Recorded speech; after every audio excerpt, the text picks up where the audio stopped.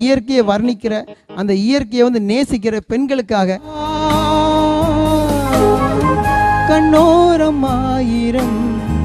காதல் கணை வீசுவார், முந்தானை சோலையில்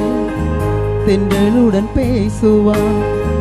ஆகாய மேகமாகி ஆசை தூரல் போடுவார்,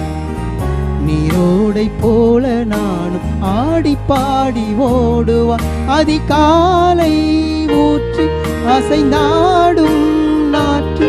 அவள் நான் பார்க்க தாங்க